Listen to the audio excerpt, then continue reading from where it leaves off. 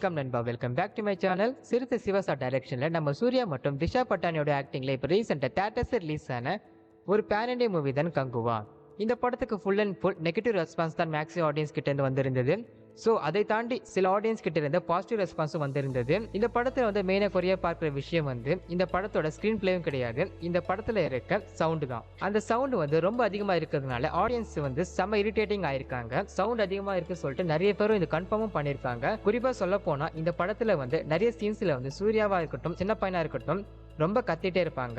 அந்த கத்துறதுனால ஆடியன்ஸ்னால கேட்க முடியல. அந்த அளவுக்கு தியேட்டர்ல ஏற்கனவே லவுடா தான் சவுண்ட் இருக்கும். தியேட்டர்ல வந்து படம் பார்க்கும்போது டீசென்டான சவுண்டா இருந்தது நம்மளால ஆடியோ விசிபிளா கேட்க முடியும். ஏற்கனவே தியேட்டர்ல சவுண்ட் அதிகமா தான் இருக்கும். இவங்க கத்துற சவுண்ட் வந்து இன்னும் அதிகமா இருந்தனால ஆடியன்ஸ்னால கேட்க முடியாத மாதிரி இந்த படம் இருக்கு.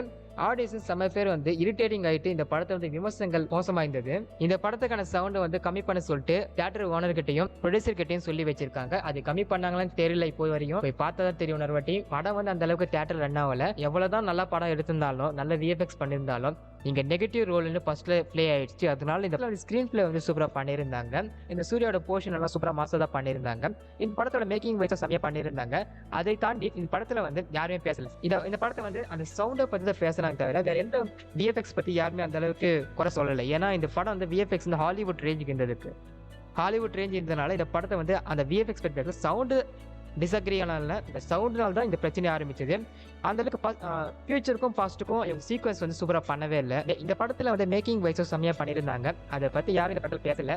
இந்த படம் எப்போ நமக்கு ஓடிடியில் வரப்போகுதுன்னா டிசம்பர் 3rd வீக்கில் வந்து இது அமேசான் பிரைமில் 5 லாங்குவேஜில் தமிழ், தெலுங்கு, மலையாள, கன்னடா, ஹிந்தி என்று மொத்தம் 5 லாங்குவேஜில் அமேசான் பிரைமில் அவைலபிளாக இருக்குது. செக் பண்ணி பார்த்துக்கோங்க.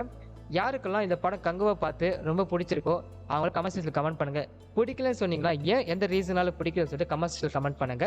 இந்த வீடியோ உங்களுக்கு பிடிச்சிருந்தா லைக் பண்ணுங்க, ஷேர் பண்ணுங்க, கமெண்ட் பண்ணுங்க. மறக்காம கோலிவுட் டைம்ஸை சப்ஸ்கிரைப் பண்ணுங்க. Thank you so much guys.